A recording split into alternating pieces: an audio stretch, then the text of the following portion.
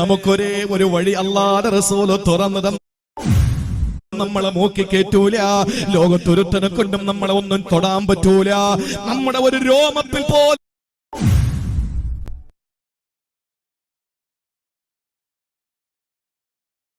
എന്റെ പ്രിയപ്പെട്ട സഹോദരങ്ങളെ, നമുക്കൊരേ ഒരു വഴി അല്ലാഹുവിന്റെ റസൂൽ തുറന്നു തന്നിരിക്കുകയാ.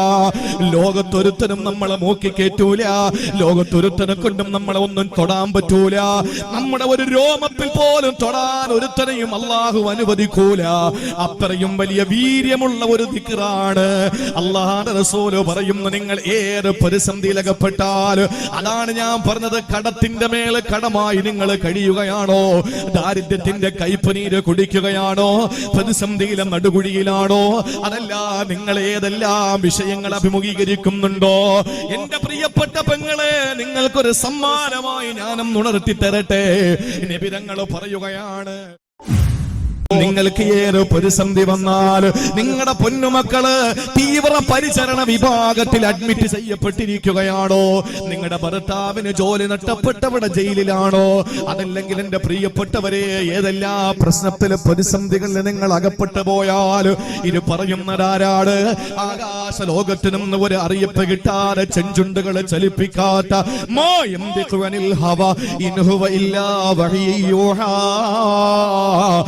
അറിയിച്ചു കൊടുക്കാത്തതൊന്നും ഇന്നേ വരെ റസൂലുള്ള പറഞ്ഞിട്ടില്ല. നബി തങ്ങൾ മിണ്ടിയിട്ടില്ല, നബി തങ്ങൾ ചുണ്ട് ചലിപ്പിച്ചിട്ടില്ല. ആ പ്രവാചകന്റെ വാക്ക് അല്ലാഹുവിന്റെ വാക്ക് തന്നെയാണ്, സംശയമില്ല. അതുകൊണ്ട് എന്റെ മുസ്ലിം പെങ്ങളെ, ഏത് പ്രതിസന്ധി വന്നാലും ഏതെങ്കിലും ഒരു കള്ളമന്ത്രവാദിയുടെ മുമ്പിൽ ചെല്ലലല്ല, ഏതെങ്കിലും കള്ളത്തരം പറഞ്ഞിട്ട് പണപ്പിരിവ് നടത്തുന്ന മന്ത്രവാദിയുടെ മുമ്പിൽ പോകലല്ല.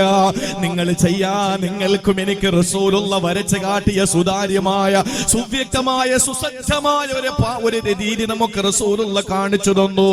അത് വേറൊന്നുമല്ല, നിങ്ങൾക്ക് ഏത് പ്രയാസം വന്നാലും, ഏത് പ്രശ്നം അഭിമുഖീകരിച്ചാലും, എന്തിനാ മക്കളെ സങ്കടപ്പെടുന്നത്? നബി തങ്ങൾ ചോദിക്കുകയാ, നിങ്ങൾ എന്തിനാ വിഷമിക്കുന്നത്, നിങ്ങൾ എന്തിനാ പ്രയാസപ്പെടുന്നത്, നിങ്ങൾ എന്തിനാ ആശ്ചര്യത്തോടെ സങ്കീർണമായ പ്രശ്നങ്ങൾ അഭിമുഖീകരിക്കുമ്പോ സങ്കടപ്പെട്ട് നിങ്ങളുടെ സമയം നഷ്ടപ്പെടുത്തുന്നത്?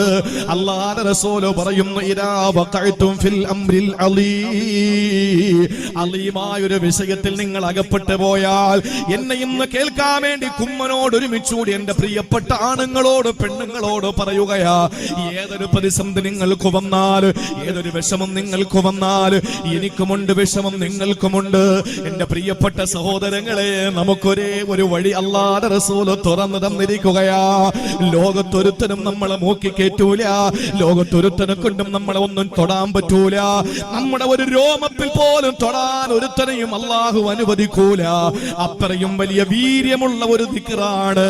അല്ലാഹുവിന്റെ റസൂൽ പറയുന്നു, നിങ്ങൾ ഏത് പ്രതിസന്ധിയിലകപ്പെട്ടാൽ, അതാണ് ഞാൻ പറഞ്ഞത്, കടത്തിന്റെ മേലെ കടമായി നിങ്ങൾ കഴിയുകയാണോ, ദാരിദ്ര്യത്തിന്റെ കൈപ്പനീര് കുടിക്കുകയാണോ, പ്രതിസന്ധിയിലെ നടുകുഴിയിലാണോ, അതല്ല നിങ്ങൾ ഏതെല്ലാം വിഷയങ്ങൾ അഭിമുഖീകരിക്കുന്നുണ്ടോ, എന്റെ പ്രിയപ്പെട്ട പെങ്ങളെ, നിങ്ങൾക്കൊരു സമ്മാനമായി ഞാനും ഉണർത്തി തരട്ടെ. നബി തങ്ങൾ പറയുകയാണ്, ഫഖൂലു ഹസ്ബുനല്ലാഹ്, നിങ്ങൾ ചൊല്ലിക്കോ, ഹസ്ബുനല്ലാഹു വ നിഅമൽ വകീൽ. ആ ദിക്റിന്റെ അർത്ഥമെങ്ങാനും നമ്മൾ അറിയേണ്ട വിധം അറിഞ്ഞാൽ, ഹസ്ബുനല്ലാഹ് വ നിഅമൽ വകീൽ എന്ന് പറയുന്ന ദിക്റിന്റെ അർത്ഥമെങ്ങാനും അറിയേണ്ട വിധം നമ്മൾ അറിഞ്ഞാൽ, വല്ലാഹി എന്റെ പ്രിയപ്പെട്ടവരെ, ഹൃദയത്തിന്റെ ഭിത്തികൾ പൊട്ടിപ്പോകും, അതിന് സംശയമില്ല. അതറിഞ്ഞവരാണ് ഇബ്രാഹിം നബി അലൈഹിസ്സലാം. അതുകൊണ്ടാണ് അഗ്നികുണ്ഡാരത്തിലേക്ക് വലിച്ചെറിയപ്പെടുമ്പോൾ എത്ര വയസ്സുണ്ടായിരുന്നെന്ന് നിങ്ങൾക്കറിയോ? കേവലം 17 വയസ്സുകാരനാ. 16 വയസ്സ് കഴിഞ്ഞ് 17ലേക്കുള്ള നടപ്പ് പ്രായത്തിലാണ് നമ്രൂദ് ഒരുക്കി അഗ്നികുണ്ഡാരത്തിലേക്ക് ഇബ്രാഹിം നബി അറിയപ്പെട്ടത്. 16 വയസ്സുകാരൻ നിങ്ങളുടെ മക്കളിലില്ലേ? നിങ്ങളുടെ മക്കളുടെ മക്കളിലില്ലേ?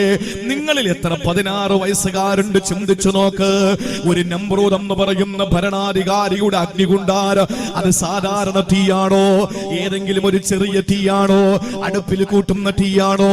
അല്ലെങ്കിൽ നമ്മൾ വിശാലമായി അല്പം കൂടി പറഞ്ഞാൽ ഫയർ ആൻഡ് റെസ്ക്യൂ പ്രവർത്തകർ വന്ന് അണക്കേണ്ട ഏതെങ്കിലും തീപിടുത്തമാണോ? അല്ല. ഏത് തീയാണ്? ആ കാലഘട്ടത്തിൽ വിറക് പൂജയുണ്ടായിരുന്നത്രേ. അറിയോ? ഹദീസിന്റെ തഫ്സീറിന്റെ ഗ്രന്ഥങ്ങളിൽ കാണാൻ കഴിയുന്നത്.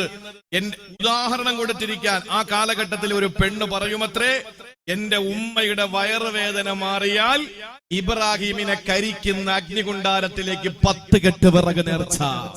വാപ്പാന്റെ രോഗം മാറിയാൽ ഇബ്രാഹിയെ കരിക്കുന്ന അഗ്നികുണ്ടാരത്തിലേക്ക് 2 കെട്ട് വിറക് നേർച്ച.